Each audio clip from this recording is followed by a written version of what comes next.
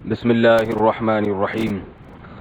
سورہ فیل کا ابتدائی حصہ جو ہم نے پچھلے ہفتے پڑھا تھا اس کی ریکارڈنگ میں کچھ گڑبڑ ہو گئی تھی، تو وہ ابتدائی حصہ میں ذرا مختصر لفظوں میں دہرا دیتا ہوں، پوری ڈیٹیل کے ساتھ تو وقت کافی خرچ ہو جائے گا، آگے بھی ہم نے جانا ہے۔ بعض لوگوں تک اس کی آڈیو صحیح نہیں پہنچی، بعض لوگوں نے تو ہینڈ فری لگا کے کچھ کھینچا تانی کر کے گزارا چلا لیا ہے، تو ایک دفعہ میں اس کے خلاصے کے طور پر اس کو دوبارہ بیان کر دیتا ہوں۔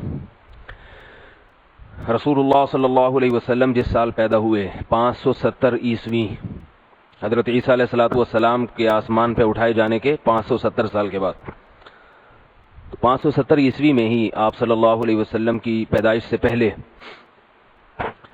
یمن کا بادشاہ تھا ابرہہ، جس کا پوتا ہے نجاشی، جو رسول اللہ صلی اللہ علیہ وسلم کے دور میں جس نے اسلام قبول کیا۔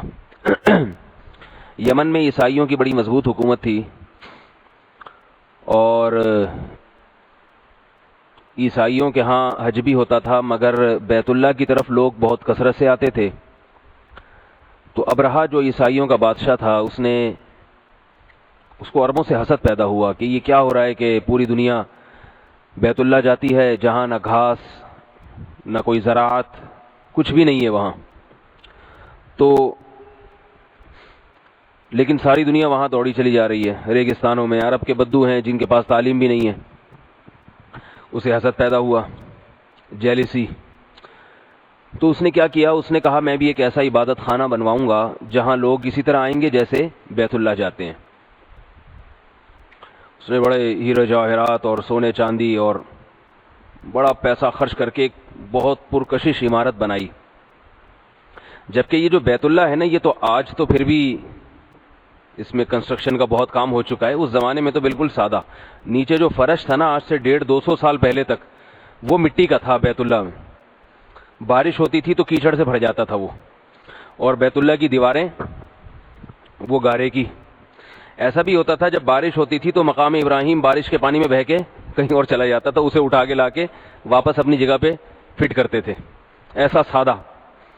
یعنی اللہ کا گھر ہے، بارش ہو رہی ہے تو اس سے بچنے کا کوئی انتظام نہیں ہے۔ بیت اللہ میں پانی بھر جایا کرتا تھا، اب بھی بھر جاتا ہے بعض دفعہ، اور مقام ابراہیم کئی دفعہ بارش کے پانی میں بہہ کے چلا گیا، اسے اٹھا کے دوبارہ لا کے اپنی جگہ پہ لگایا ہے۔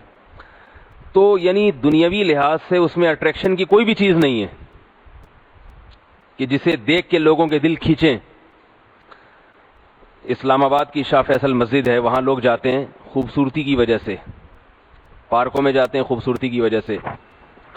تو وہ ابرہہ کو اس پہ حسد ہوا کہ یہ کیا بات ہے کہ ریگستان ہے، دھوپ گرمی کچھ بھی نہیں ہے، یہ تو پیٹرول اب ہے، پہلے تو یہ بھی نہیں تھا، اور عرب بھی ایک جاہل قوم سمجھی جاتی تھی، تہذیب سے عاری، لیکن دنیا وہاں جاتی ہے۔ بڑی خوبصورت عالی شان عمارت بنائی اس نے، اور اس عمارت میں کسی عرب نے کیا کیا، رات کو قضائے حاجت تو سب مسلمان سمجھتے ہی ہوں گے، صحیح ہے نا، کسی نے اس میں گند کر دیا، تو وہ اس کو بڑا غصہ آیا کہ یہ کیا ہے۔ تو اب اس کو یہ خیال پیدا ہوا کہ یہ جو بیت اللہ ہے نا، 4 دیواری، اس کو میں گرا کے چھوڑوں گا، کیونکہ جب تک یہ ہے میرا حج چل نہیں سکتا، لوگ میری طرف آ نہیں سکتے۔ عربوں سے لڑنا آسان کام نہیں تھا، عرب بیت اللہ کی حفاظت کے لیے، اللہ کے گھر کی حفاظت کے لیے زمانے جاہلیت میں بھی سب کچھ کر سکتے تھے، وہ ہر چیز پہ سودا بازی کر لیتے تھے، مگر اللہ کے گھر کی کنجیاں کسی کے حوالے نہیں کرتے۔ اس کے محافظ مشرک ہونے کے باوجود، چونکہ ان کا یہ عقیدہ تھا کہ حضرت ابراہیم علیہ السلام نے یہ اللہ کے حکم سے بنایا ہے اور یہ اللہ کا گھر ہے، تو اس کے محافظ تھے وہ۔ تو ابرہہ کو پتا تھا کہ یہ عرب بہت طاقتور قوم ہے، جنگجو قوم ہے، لڑے گی یہ، لہذا ابرہہ نے تمام قسم کے وسائل اور اسباب جمع کیے۔ اس نے کہا اتنی طاقت لے کر جاؤ کہ عرب اس کا مقابلہ نہ کر سکیں۔ اور ہاتھی ایک ایسا جانور ہے جو عرب میں نایاب تھا، نظر نہیں آتا تھا عربوں کو، ایک تو ہاتھی ویسے ہی بہت بڑا ہوتا ہے، وہ جس نے نہ دیکھا ہو نا ہاتھی، اس کے لیے تو ایک بلا ہے وہ۔ تو سینکڑوں ہاتھیوں کو لے کر اس نے عرب پہ حملہ کرنے کے ارادے سے وہ یمن سے چلا۔ آپ نقشے میں دیکھ سکتے ہیں، یمن سے پیچھے ساؤتھ افریقہ ہے، یعنی یہ بارڈر ملتے ہیں ان کے آپس میں. ایتھوپیا جو نجاشی جہاں کا بادشاہ تھا جسے حبشہ کہا جاتا تھا. تو جب یہ آیا ہے تو عبد المطلب کو پتہ چلا، صنعاء کے مقام پر اس نے قیام کیا. عبد المطلب جو رسول اللہ صلی اللہ علیہ وسلم کے دادا تھے، ان کو جا کے اطلاع دی گئی. آپ نے مخبر بھیجے، لوگوں کو بھیجا، تو سب نے آ کے بتایا بھائی اتنا بڑا لشکر ہے، اتنے ہاتھی ہیں اور اتنی مخلوق ہے کہ ہم اس کا مقابلہ نہیں کر سکتے. ابرہہ نے آتے ہی اپنا روب جمانے کے لیے سب سے پہلے کیا کیا، کچھ تھوڑی سی لوٹ مار بھی شروع کر دی اس نے. عبد المطلب کے 200 اونٹ وہ لے گیا، شبخون مارا اور حملہ کیا اور 200 اونٹ بھی لے گیا. اب عبد المطلب نے لوگوں سے کہا کہ بھئی یہ اتنا بڑا لشکر ہے، اس کی حفاظت ہمارے بس میں نہیں ہے، ناممکن ہے، لہذا یہ اللہ پہ چھوڑ دو. جس کا گھر ہے وہ اپنے گھر کی خود حفاظت کرے گا. اب ہوا یہ کہ ابرہہ نے بلایا کہ بھئی عرب کے جو بڑے ہیں، جو بیت اللہ کی کنجیاں جس کے پاس ہیں، جو رکھوالے ہیں، متولی ہیں، وہ میرے پاس آئیں بات چیت کے لیے. اور اس نے پہلے پیغام دلوا دیا کہ میرا مقصد عربوں سے لڑائی نہیں ہے اور عربوں کا علاقہ چھیننا مقصد نہیں ہے، کیونکہ اسے پتا تھا جنگ پھر بہت زیادہ سخت ہو جائے گی. میں صرف بیت اللہ کو گرانے آیا ہوں. تو عبد المطلب کو اس نے بلایا. عبد المطلب جب اس کے پاس گیا تو وہ ابرہہ تخت پہ بیٹھا ہوا تھا. عبد المطلب بہت خوبصورت انسان تھے، ابراہیم علیہ السلام کی اولاد میں تھے، ظاہر ہے خوبصورت ہوں گے، اور مردانہ وجاہت بہت تھی، چہرے پہ شرافت اور عزت کے آثار.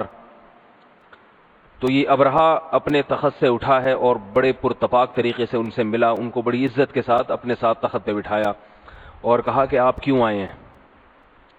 عبد المطلب نے کہا کہ میں اپنے 200 اونٹ چھڑوانے کے لیے تمہارے پاس آیا ہوں. اچھا، پہلے یہ پیشکش بھی کی کہ ہم تمہیں بہت زیادہ مال و اسباب دیں گے. کہا جاتا ہے کہ بنو تہامہ کے 1/3 مال تمہیں ہم دے دیں گے، تم بیت اللہ کو نہ گراؤ. یہ پہلے پیشکش ہو چکی تھی، لیکن ابرہہ نے اس پیشکش کو رد کر دیا. تو اس نے عبد المطلب سے پوچھا اب تمہارا مطالبہ کیا ہے؟ عبد المطلب نے کہا میرا مطالبہ یہ، میرے 200 اونٹ میرے حوالے کر دو. ابرہہ حیران ہوا کہ جو تمہارے باپ دادا کا دین ہے، بیت اللہ جس کی عبادت کرتے ہو، اس کی بات نہیں کر رہے اور اپنے اونٹوں کی بات کر رہے ہو. عبد المطلب نے کہا کہ اونٹ میرے ہیں اور یہ بیت اللہ جو اللہ کا گھر ہے یہ کس کا ہے؟ یہ اللہ کا ہے، اس کی حفاظت وہ خود کرے گا. یہ کہا اور ابرہہ نے چھوڑ دیا، اس کے اونٹ عبد المطلب کے حوالے کر دیے. پھر ابرہہ آگے بڑھا ہے تو عرب کے جتنے قبائل تھے، قریش سمیت یہ سارے پہاڑوں پہ چڑھ گئے دیکھنے کے لیے کہ اللہ اپنے گھر کی حفاظت کیسے کرتا ہے، کیونکہ بہت بڑا لشکر تھا.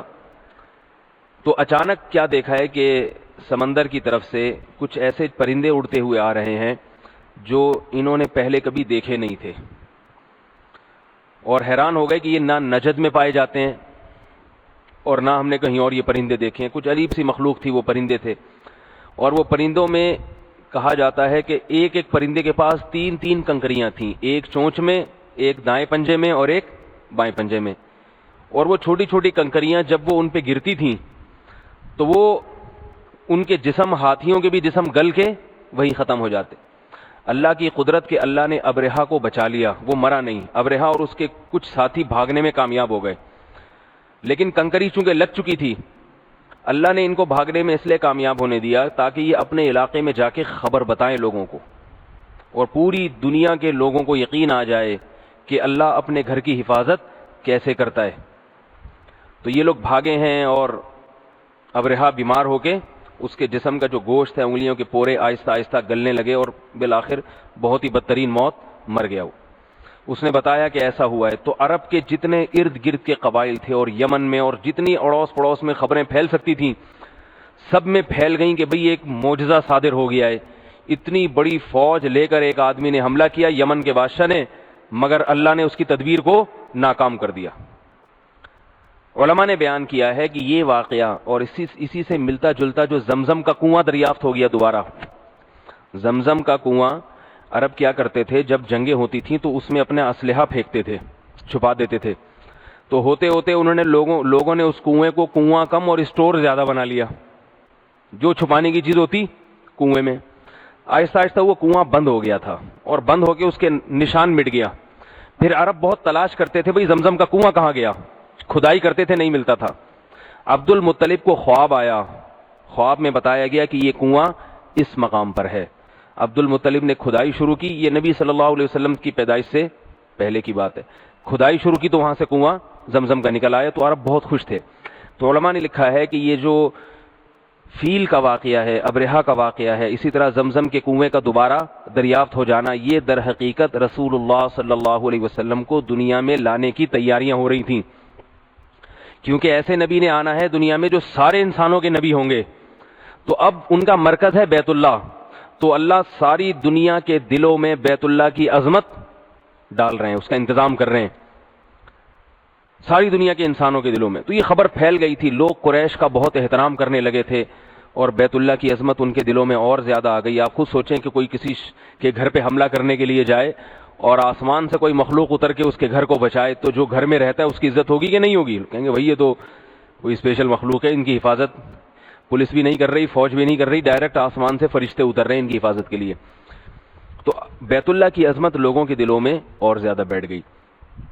تو یہ تو اس کا شان نزول تھا. تو اللہ تعالیٰ نے انہی آیات میں بتایا, الم ترا, کیا تم نے دیکھا نہیں, نبی صلی اللہ علیہ وسلم پر یہ آیات نازل ہوئیں کہ کیا تم نے دیکھا نہیں, کیف فعل ربک, کیسا کیا تمہارے رب نے, باصحاب الفیل, ہاتھی والوں کے ساتھ. یعنی اے محمد صلی اللہ علیہ وسلم, آپ کو مخالفت کا سامنا ہے کہ اللہ کا دین دنیا میں غالب آئے گا یا نہیں آئے گا. تو اللہ کا دین غالب آئے گا, آپ کی مدد اللہ کرے گا. نہیں یقین آتا تو ماضی میں دیکھیں اللہ نے اپنے گھر کی حفاظت کیسے کی ہے. جو اللہ اپنے گھر کی حفاظت کر سکتا ہے وہ اپنے دین کی حفاظت بھی کر سکتا ہے, تو وہ کرے گا اپنی. وہ اللہ نے جو اپنے گھر کی حفاظت کی تھی وہ اس لیے نہیں کہ آپ کے دادا اس کے متولی تھے, بلکہ اس لیے کہ وہ گھر کس کا تھا, اللہ کا. تو قوم کی وجہ سے نہیں کی ہے, اپنی وجہ سے کی ہے. تو آپ کی قوم آپ کی مخالفت کر رہی ہے, تو یہاں بھی اللہ آپ کی قوم کا ساتھ نہیں دے گا, اپنے دین کا ساتھ دے گا, اور ان لوگوں کا ساتھ دے گا جو اللہ کے دین کی طاقت اور تائید کا ذریعہ اور سبب بن رہے ہیں. سمجھ رہے ہیں بات کو کہ نہیں سمجھ رہے؟ الم تارا, یہ تارا کا لفظ ایک بہت اہم لفظ ہے, اس کو میں دوبارہ بتا دیتا ہوں کیونکہ یہ قرآن مجید میں بہت استعمال ہوتا ہے. اس کو ذرا اچھی طرح سے سمجھ لیں آپ لوگ, پہلے بھی سمجھا چکا ہوں, میرا خیال ہے نہیں آیا ہوگا سمجھ میں.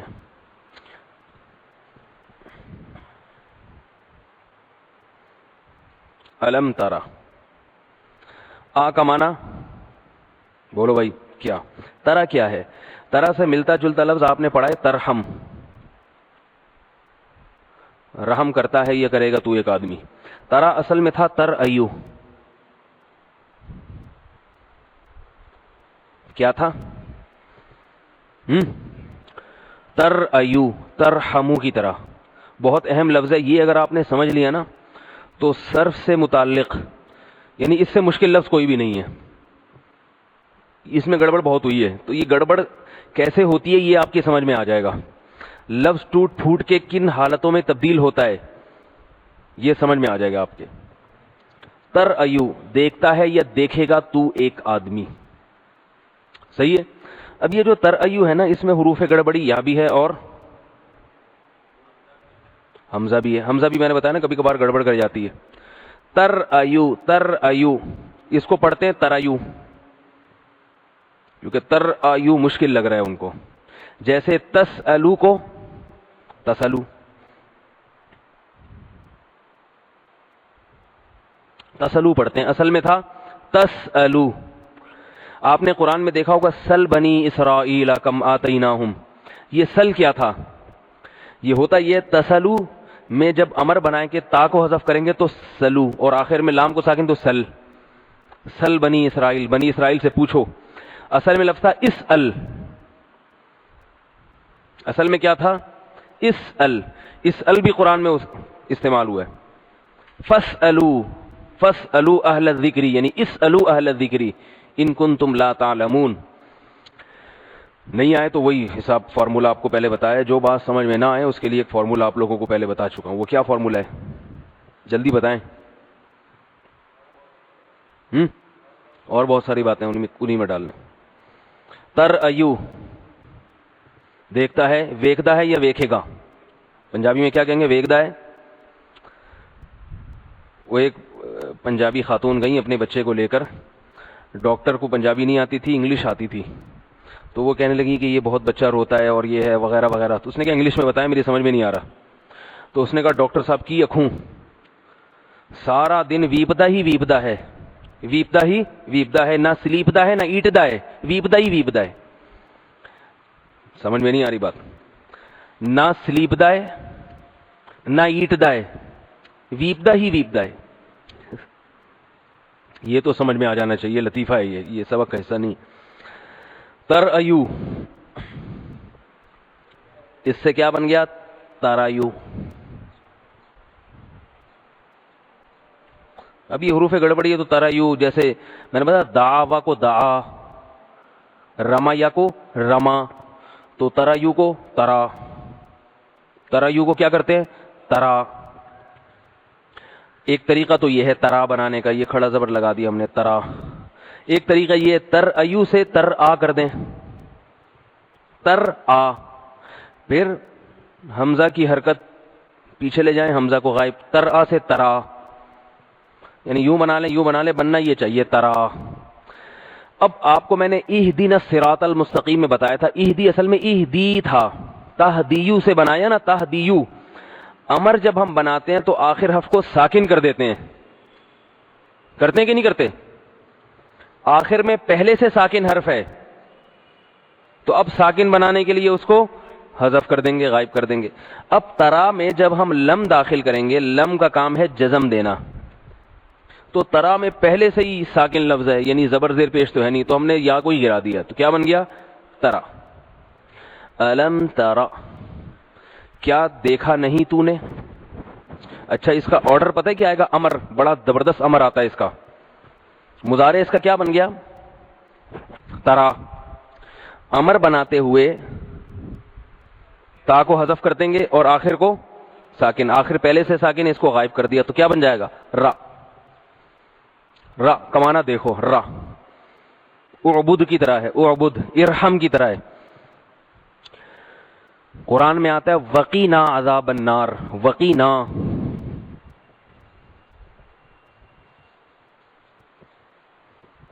یہ لفظ سمجھانے کے لیے میں ایک اور لفظ بتا رہا ہوں, وقینا.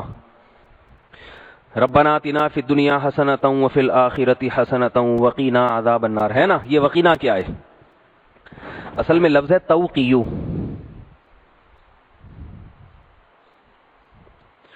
اس کا مصدر آتا ہے وقایا, وقایا کا معنی بچانا, وقایا کا معنی کیا ہے؟ بچانا. اردو میں نہیں استعمال ہوتا یہ لفظ. توقیو, ہم نے کیا کیا؟ توقیو کو بنا دیا تقیو. یہ حروف گڑبڑی آ رہا ہے. توقیو کو جیسے میں نے بتایا تھا توعیدو کو تعیدو. ایک جگہ آیا ہے نا, یہ ایک جگہ کہاں آیا ہے بتائیں؟ ملک الناس الہ الناس من شر الوسواس, لم یلد میں آیا ہے. یولدو کو یلد, لم یلد ولم یولد. لم یلد اصل میں کیا تھا؟ یولد, تو بنا کیا دیا ہم نے؟ یلد. تو ایسے ہی توقیو, تقی, تقیو بنا دیا ہم نے, واو کو حذف کر دیا, یہ بن گیا جی تقیو. اب یہ تقیو, تقیو کو ہم کرتے ہیں تقی. یوں مشکل لگ رہا ہے نا, حروف گڑبڑی ہے نا, گڑبڑ تو کریں گے. تقی. اب اس کا معنی ہے بچاتا ہے یا بچائے گا تو. اب اس سے آرڈر بنانا ہے تو آرڈر کا آسان طریقہ, تا کو حذف کیا, قی. پہلے سے آخر ساکن ہے تو اس کو غائب کر دیا, تو قی. صرف قی رہ گیا کہ نہیں رہ گیا؟ قی کا معنی بچا. نہیں آئی بات؟ وقینا, واو کا معنی اور, قی کا معنی بچا, نا کا معنی ہمیں, اور بچا تو ہمیں عذاب النار, نار کے عذاب سے, آگ کے عذاب سے. سمجھ گئے؟ نہیں آ رہی؟ کوئی بات نہیں. الم تارا, کیا نہیں دیکھا تو نے. لم کا کام ہے جزم دینا اور پازیٹو کو نیگیٹو میں لے جانا, اور پریزنٹ کو پاسٹ میں لے جانا. الم تارا, کیا نہیں دیکھا آپ نے, کیف فعل ربک باصحاب الفیل, یہ آسان ہے. الم یجعل کیدہم کید کہتے ہیں بری تدبیر کو. کیا نہیں بنائی اس نے ان کی تدبیر. فی تضلیل، تضلیل تسبیح کی طرح ہے، ضلالت سے نکلا ہے. فی تضلیل، کیا نہیں کر دیا اللہ نے ان کی تدبیر کو تضلیل میں، یعنی گمراہی میں، یعنی ان کی تدبیر کو اللہ نے کیا ضائع نہیں کر دیا، یہ ترجمہ ہوگا. وَأَرْسَلَ عَلَيْهِمْ طَيْرًا أَبَابِيلَ، یہ ہو چکا تھا. ٹھیک ہے، یہ علم ترا ہماری مکمل ہو گئی.